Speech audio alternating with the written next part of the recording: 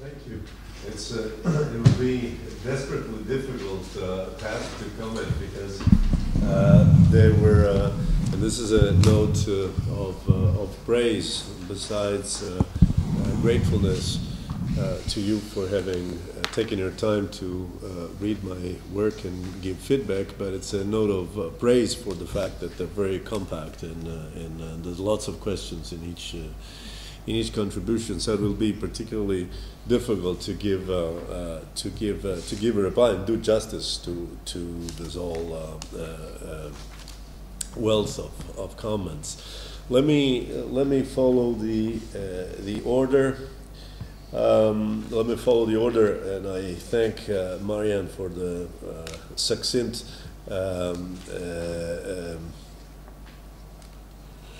reconstruction of the main lines of my argument, which were a reconstruction which was perfect. And I would just add a footnote to the reconstruction. When you mention the democratic ethos, the function of that notion in order to enable politics to function at its best, that is to move the imagination and not just to solve puzzles, political puzzles, but just to create a vision of how a further increase in fulfillment could come about. Yes, that's one of the functions of having the democratic ethos as an object of discussion in the book, but that's not the only one. The other one is that the idea of a democratic ethos can help us make sense of one of the questions that are on the table given the success of democracy worldwide. And that is, in a world where there is an advantage for every regime to present itself as democratic, we, political theorists, or those who reflect on politics from a philosophical, a political science point of view, a historical point of view, we are entrusted somehow with the task of reflecting on what is a real democracy in a world where everyone pretends to be a democracy. In the latest count of Freedom House counted 90 democracies in the world, including my own country, where the electoral law that determines who sits in parliament has been recently declared unconstitutional by the Supreme Court, by the Constitutional Court, and still is not being replaced because it's a matter of political negotiation between the majority and the opposition. So we have a country with a parliament legislating, and the people elected in parliament are elected through a law which has been declared unconstitutional and not replaced. So, and certainly Italy counts as one of the democracies in the world. So if this is the case of Italy, I can imagine many other cases. And so it is incumbent on us to say, what is real democracy? And that's where the notion of the democratic ethos comes in, to enable us to tell the difference between real democracy and what we might call elective oligarchies. Oligarchies that instead of forcing themselves onto power, get elected, make themselves elect. Mubarak was elected for the 4th time before the Arab Spring started, just shortly before. So that was just a footnote. On the questions that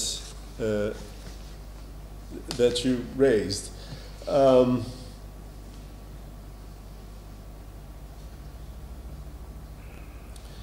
agonism worries about homogeneity, and political liberalism worries about hyperpluralism, cohesion, lack of cohesion, and agonists care more about socioeconomic divides and power divides, and not so much on cultural divides.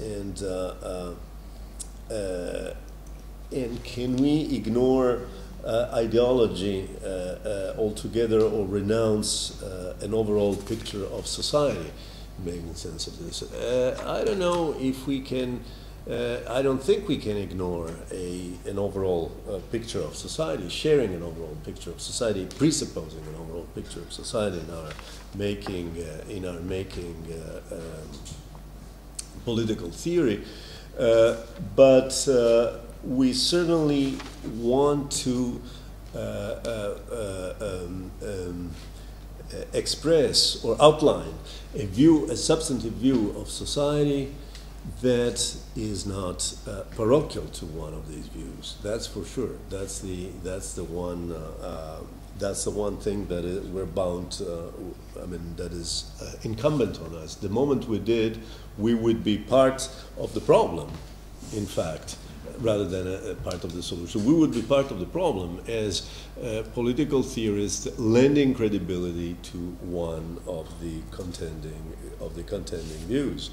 The problem with agonism, to me, is not so much the presupposing that cohesion is not a problem and differentials of power are the problem, whereas cohesion is not, is in fact very problematic. It's not that problem, but rather the fact of de-emphasizing or in my opinion, a kind of not sufficient focus on the distinction between de facto consensus on the terrain, hegemonic consensus on the terrain, and the kind of consensus that deserves to be there. So the kind of power configuration that deserve our consensus. So in other words, taking de facto consensus too much at its face value. Then what relation between public reason and theory, what happens to theory in this kind of picture? I think, well, in the next project, I want to address somehow exactly this point of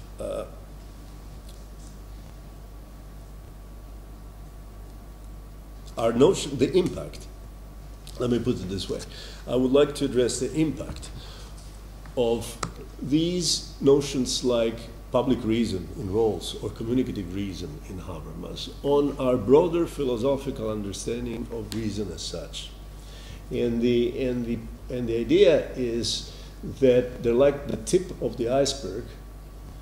They're concepts that were created in the last third of the 20th century, but they point to some deeper-seated differentiation of our philosophical conception of reason, a differentiation in what I would call speculative reason on the one hand, without implying anything negative about that, and deliberative reason.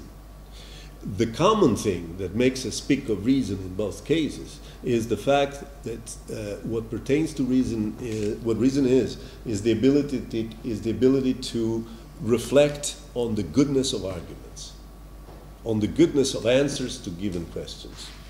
But the difference is, so that they have in common, the difference is that speculative reason, which is both theoretical or practical, either way, speculative reason does that by decontextualizing the questions, by eliminating any reference to time, to temporality, without reference to a context, and that gives rise to a kind of different phenomenology of reason, of what is conducive to reason, namely epoche, distance from everyday certainties is the key attitude that favors the goodness of our answer to questions about the goodness of reasons.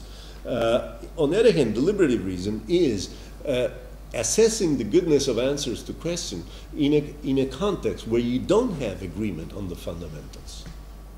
When you don't have agreements on the fundamentals, you have a temporal frame, a decision, an answer has to be given within a time frame. And therefore, the set of attitudes that are conducive to goodness, to the good operation of deliberative reason is different from epoche. It's not attachment, but it's actually care about a certain object and a certain set of concerns. And to me, public reason is an example of deliberative reason, but having just outlined these two modalities of reason, leads us to say that you cannot think that you could do without one of the two. They're interdependent. And so, coming to the question, what happens to the outside of the cave moment or speculative moment in this kind of picture of democracy and of the renewal of political liberalism. What happens to theory? I would say speculative reason is the moment of reason that allows us to transcend context. That it gives us the wings to fly over the limits of our own parochial context. So that is the value of it, and it's an enduring value which will remain also in this kind of sort of late modern and very minimalistic understanding of political normativity. The other point is the limit. The limit being that it is never a ground for legitimate enforcement of power. So it's only the wings that lead our imagination to go beyond structures of power that exist here and now along gender lines, racial lines, generational lines, whatever kind of lines. It allows us to imagine something different without giving us in a way, the legitimacy to enforce that vision. So truth and theory are related in this, the truth moment, so the moment of outside the cave, is there in this kind of anti-metaphysical, political liberal picture. It is there in the sense that it is the source of transcending the context, of transcendence of the context, but then still subject to the limitation that we have said. And finally, you had a third point on anti-capitalist radical views. Should they be accommodated? We accommodate religions that have penchants for authoritarian aspects. Why not? The more radical anti-capitalistic radical views? Can they be accommodated as a plural source? Yeah, I think certainly there's nothing about there's no sense that only religion matters here, counts as a player at this kind of game of constructing a legitimate polity. You have plenty of secular comprehensive views that embody a rich and yet contentious view of the human subject, of collectivity, of the worthy, the good values, and so on and so forth. And certainly they should be part of it and allowed to be part not only cognitively as tolerated beliefs, but also as in terms of practice. So I don't see anything problematic with the idea of islands of alternative economic practice. I don't see anything. One could be willing to go further or not, but also giving them legal backing aside from just the mere fact of practice. But I don't see anything problematic with it. It's part of freedom in a way. It's part of freedom. To Elena on consociationalism.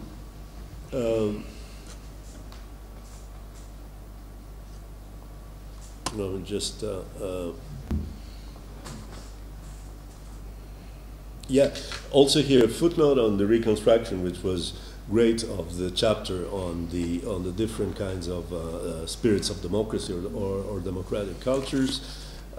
You summed them up by speaking of liberal democracy, then the republican, then the consociationalist, the pure conceptualist. My footnote is I would keep the term liberal democracy as a general one. I would not give it as a present somehow, abandon it to the agonistic version of it. That's not to be equated with liberal democracy. Liberal democracy, to me, is a broader normative concept that can be, it can be inflected in different ways. It could be specified in different ways. One is the canonical agonistic view with priority of rights over duties. Okay, but I wouldn't reserve the name liberal democracy for that, and thinking of the other ones as different. I would say that the liberal democracy is are all of them, ideally. Also the consociationalists, the Republican ones are views. I mean, we're discussing theory here, so we're using technical terms. Of course, then in political parlance, you go to meetings, or you write in newspapers, or you speak on TV, and then republicanism is one thing and liberalism is another thing. All right? That's of course. But I wouldn't say that. So I would say that liberal democracy. We want to construct a model where all of them are legitimate forms of democracy. And okay, and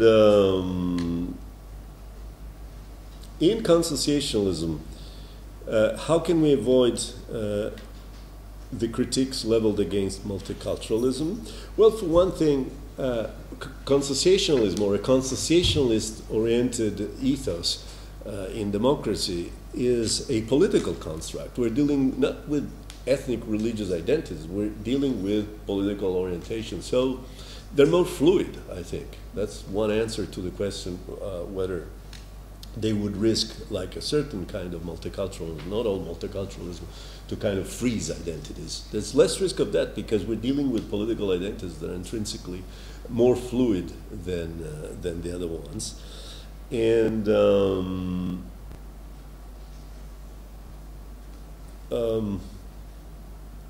how do we, the second question was, how do we pay due respect to immigrant culture, immigrant cultures, and what kind of justification could we give for differential treatment, differential attribution? And I think the multicultural theorization, thinking of Kimlicka, for example, have given good arguments,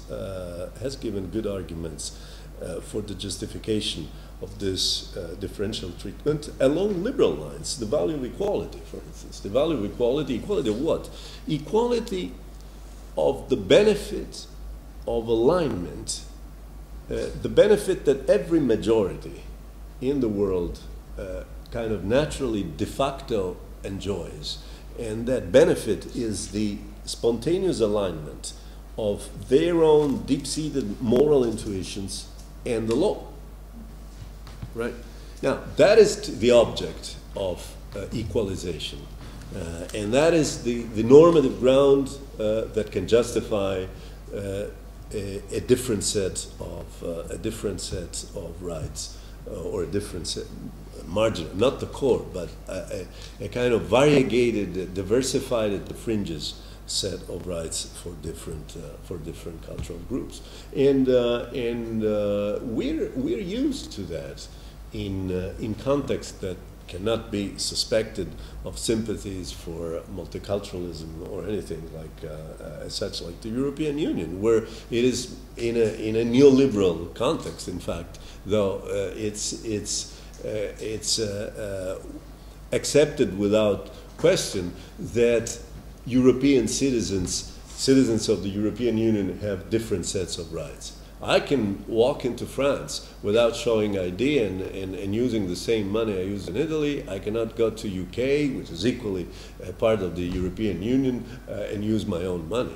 And some countries subscribe to the Schengen, and so no identity, no ID card has to be shown on crossing the border. Others don't, and you still have to show your ID.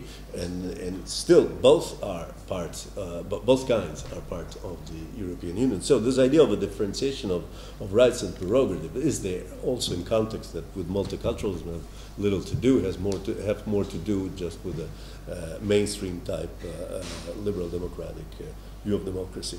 But in case we look for justification, the equality is a good argument for justifying those with regard to immigrant cultures. And then you mentioned governance. Yeah, good governance and authoritarian governance. How can you distinguish them, and how you can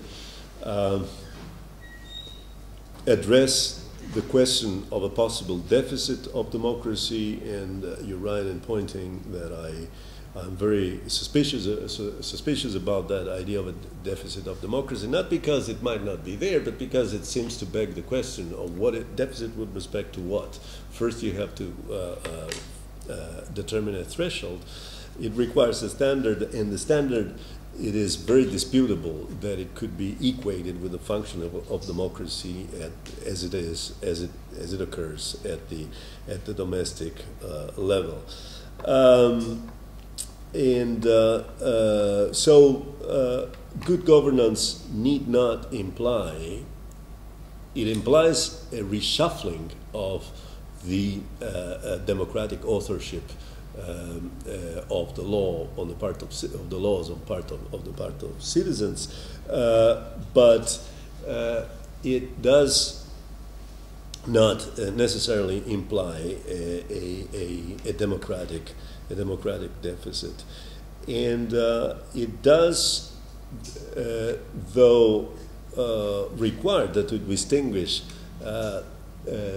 That we distinguish governance with a democratic quality, in itself, from a kind of governance which is technocratic. And accountability, as you rightly reconstructed from my text, is the key to that. And your question is, well, how do you have accountability in consensualist cultures?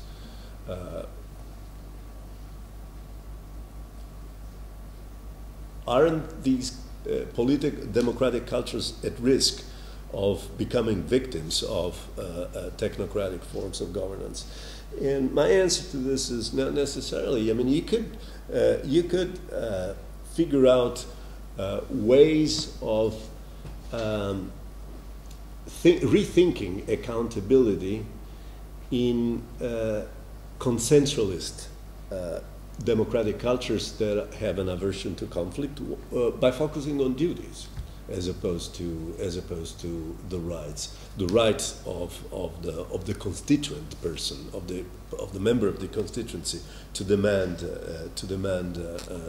accountability, by focusing on the duty of those who play a governance function, to care for the constituents, or those who are the object of, or somehow are the target of the governance action. And my favorite example here is this research on comparative labor law in Eastern countries. Somebody did a study on labor law in China and in other Asian countries, where the question is, how do you protect the rights of workers in a context where there is a big stigma, a big moral condemnation on litigation, legal litigation with your employer? You can imagine that, just to give you some idea, it's like the idea of bringing a lawsuit against your parents, something that is legally possible but certainly morally disturbing in most cultures. And it's equally morally disturbing, the idea that you bring a lawsuit against your employer. But in these cultures, you can still protect what we call the rights of workers, by way of emphasizing the duty.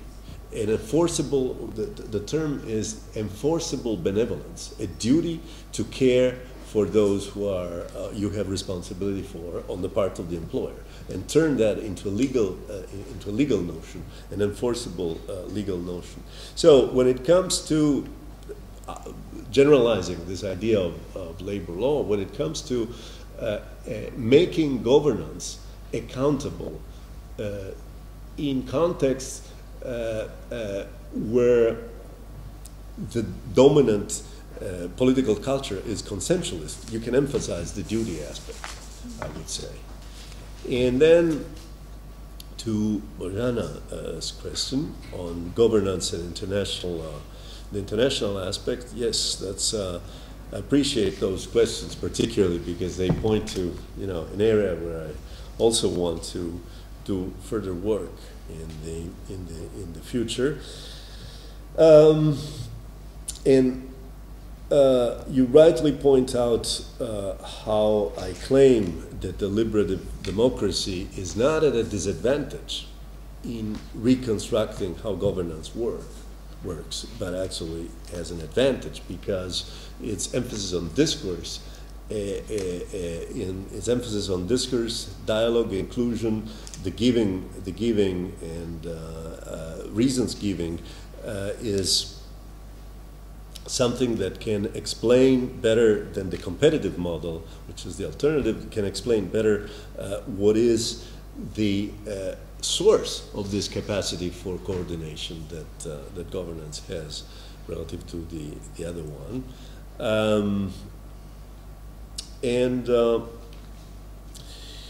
When it comes then to the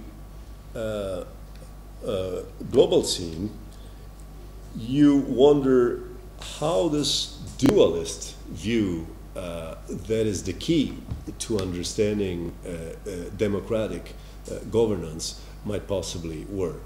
Here you go on another idea, which is a companion to the idea of accountability, namely the idea that the legitimacy of governance lies in the fact that the coordinating function of governance still is within a constitutional framework of essentials, obeys them. And then you ask the question, well, how can this be applied to the global scene, where there is no constitution, even in Europe, the European Union? Well, what used to be called the constitutional treaty, this oxymoronic view, is now superseded by regular treaty, the Treaty of Lisbon. So there's an abandoning of all rhetoric of the constitution, even there. But at the global level, there's not even talk of a constitution. But then I would say it is possible to speak of constitutional essentials at the global level.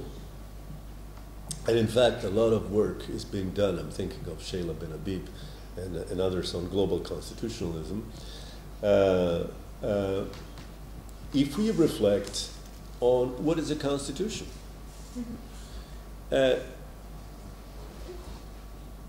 constitution need not be a written document, which is the outcome of a constitutional convention and is eventually then ratified by all the people whose life is supposed to be regulated by that constitution. Need not have that formal aspect.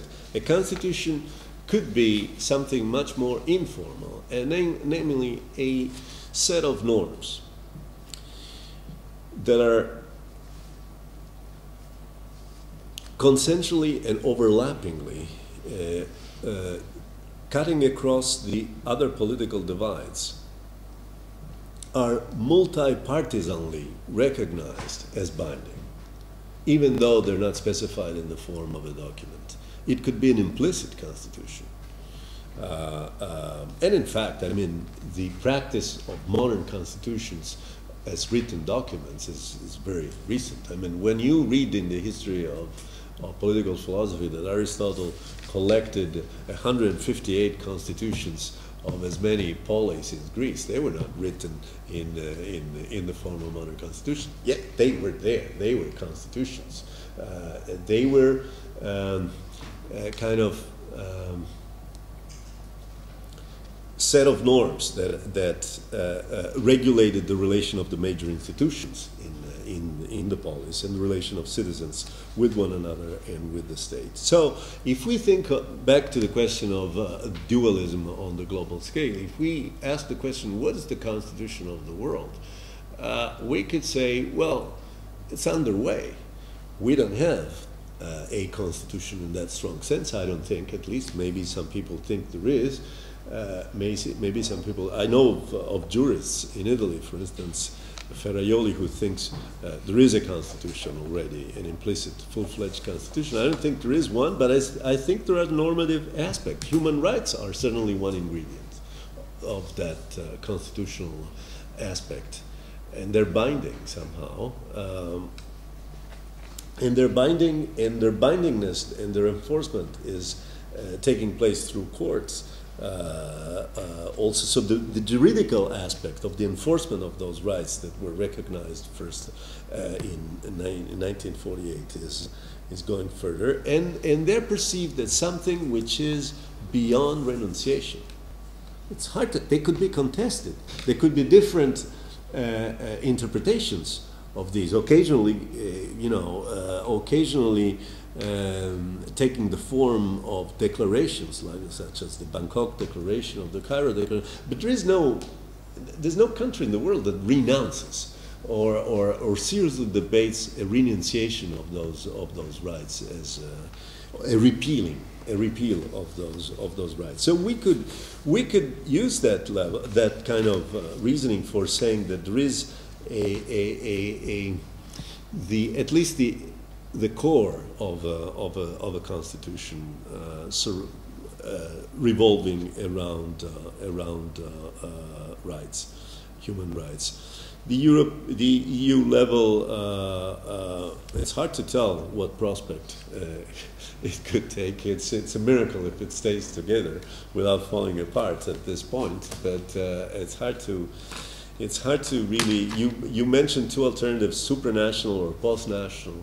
Yeah, it's varieties on. It's like a convoy.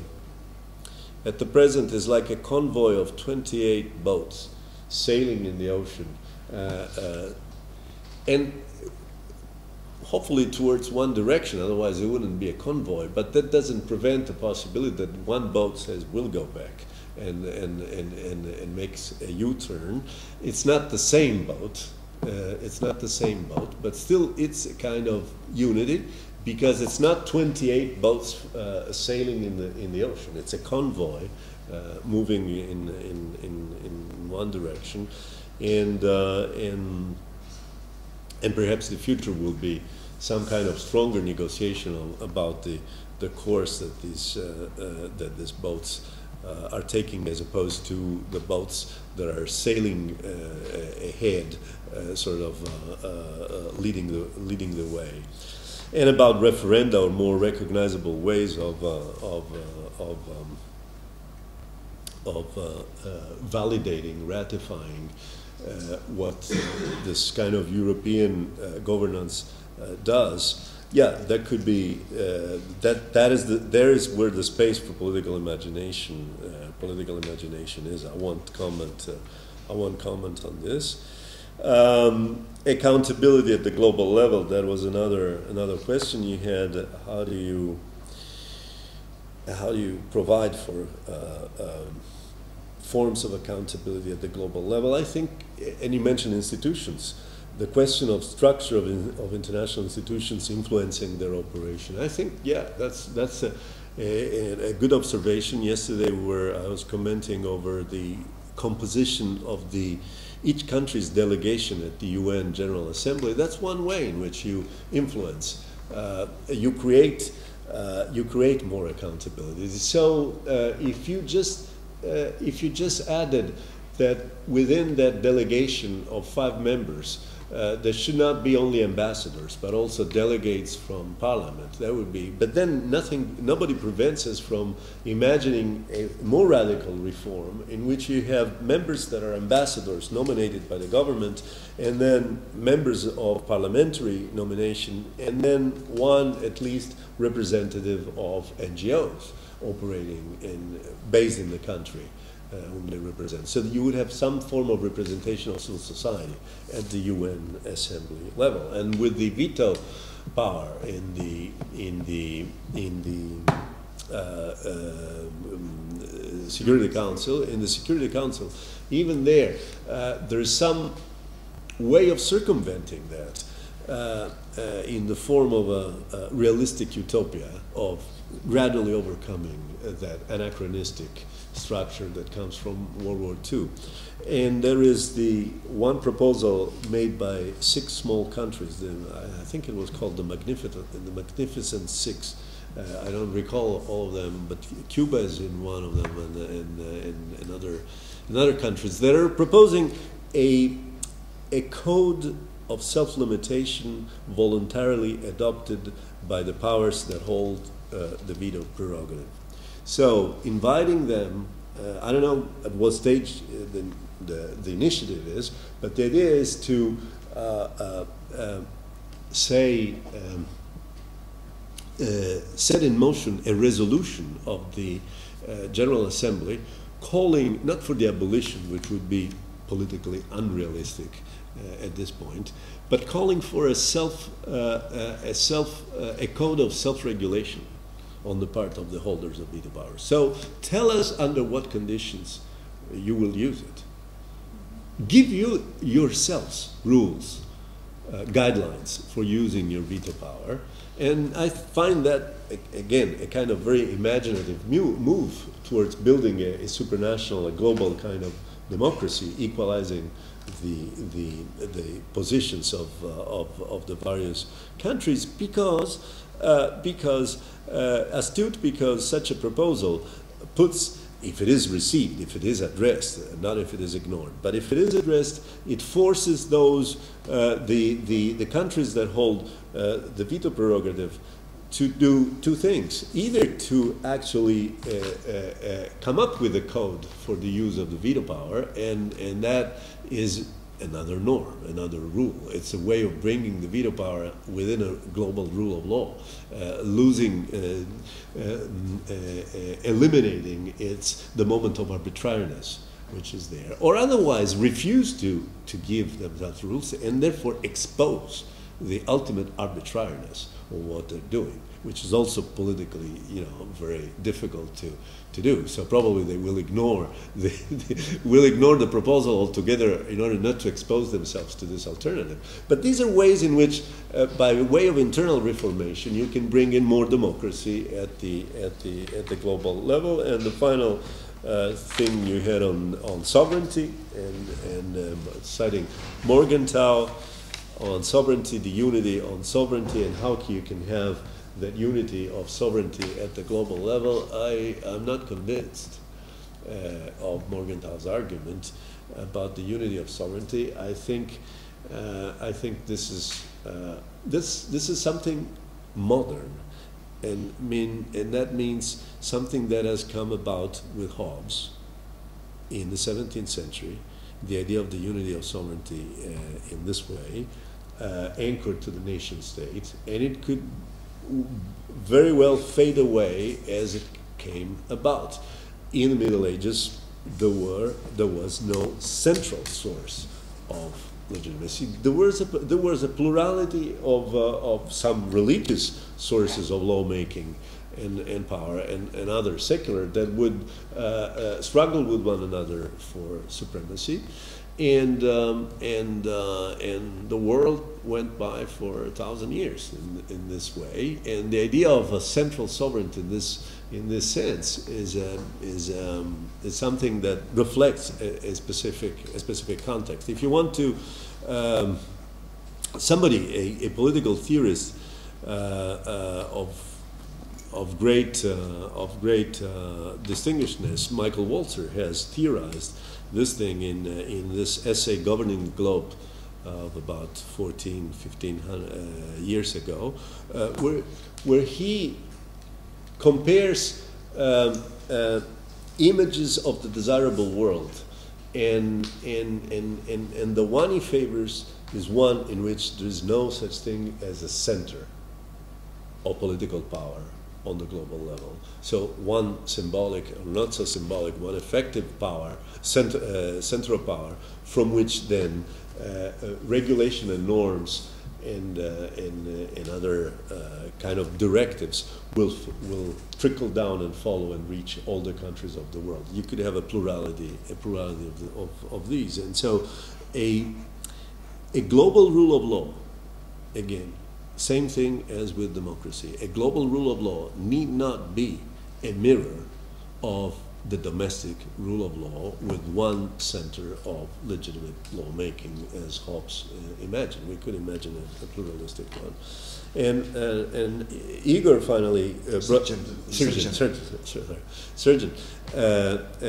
brought in the question of truth in the picture, and I appreciate that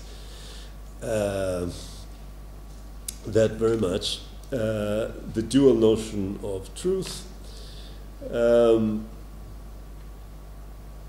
the difference between intra and interparadigmatic truth that operate differently, and the key question here is when we deal with interparadigmatic truths contending against one another, meaning statements that are based on different ways of segmenting the world. How do we go assessing their validity? We have to address the more fundamental question of not of the validity of a single statement, but the validity, I use this term rather than truth to stay sort of neutral, clear between the divide of truth and justification. We have to address the question, what does it mean for a whole frame of meaning to be more valid than another?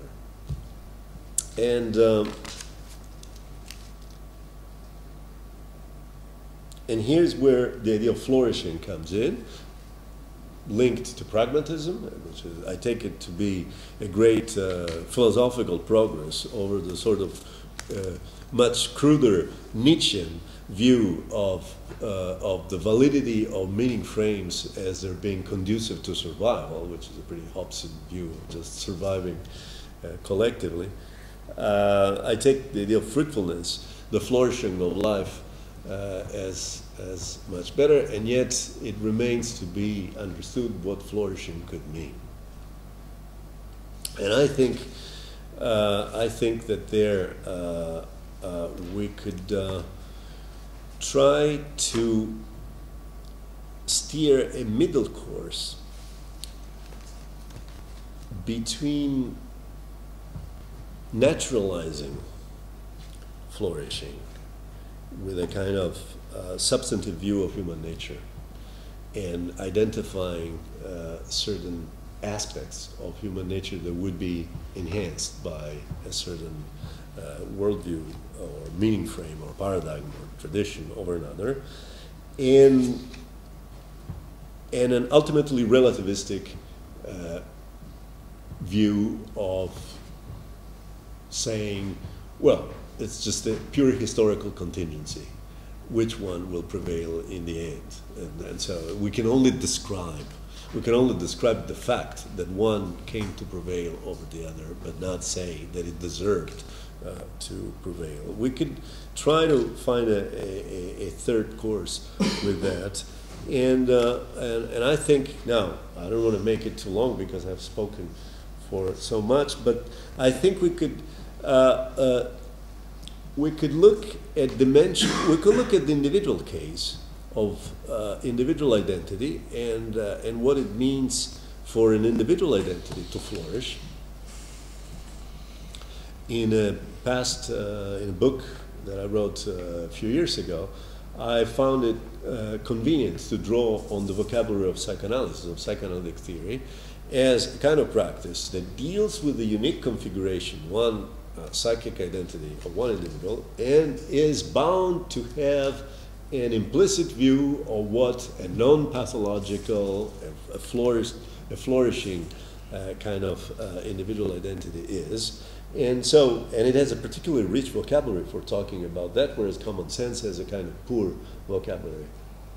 And so if we bring together what all the different currents, the different schools within psychoanalytic theory see as the dividing line between pathology and a healthy normality, I think in the variety of vocabularies that they use, people oriented in a kind of drive theory, on a drive theory line like Freud or even Melanie Klein and others, those who are instead towards more an object relation theory, you find a commonality, a convergence of dimensions. Dimensions basically that have to do with cohesion, where cohesion can mean continuity over time and also demarcation from other, being a sense of distinctiveness, and a dimension of vitality, which has to do with the fact that the individual feels worthy of love, among others, worthy of love, and has an instinctive investment on the self as opposed to being self-depreciating, and a sense of reality of the self as opposed to impersonating some role being a kind of false self. And you find it also an emphasis on a dimension of depth as reflectiveness. So in its more enlightenment-like version, this was expressed by Freud by saying, in his interpretation of dreams, as the therapeutic goal of making the unconscious conscious. But you can have more nuanced version in the later Freud and in other people, and a number of other. And finally, a dimension of maturity. Maturity meaning a way of commensurating the goals, the pursuit of the identity, to a realistic appraisal of your own abilities and the situation in which you are, as opposed to kind of narcissistic fantasies of omnipotence and so on. Reality testing is the term in Freud. Other people have other terms. So there you have. We as theorists could do the kind of operation of abstracting some formal ingredients of what flourishing means, which do not adjudicate what is flourishing and what is not in substantive terms, because then, we have as many views of what flourishing is as there are people in this room, but you have some guidelines for saying what is somebody who is claiming that an identity is flourishing actually saying in more formal terms, abstracting from the concrete values that he or she is advocating. And we have a way of analyzing that. So back to the question of adjudicating conflicting truth paradigms, I think we could rely on something like that, and truth. So, but I think that basically then when we deal with whole frames of meaning, I think justification is the basic attitude in which we operate, because we have a hard time identifying what it should be externally mirrored. Somehow, truth is, going back to Kant and closing with a reference to Kant, truth is to justification as the thing in itself is to the phenomenon. Namely, the thing in itself is something that all we can say about it is that it is different from the phenomenon, that we cannot say anything about it without falling into intricacies and antinomies, and it's there, but no one knows what it is. Okay, and truth is to justification sort of in the same relation as something which we know is different from justification, for sure. There are different opinions about it, and little can be said in the way of ascertaining what it is, but still, it's there. All right, so thanks again for all the questions and challenges, which were very complex to answer. Thank you.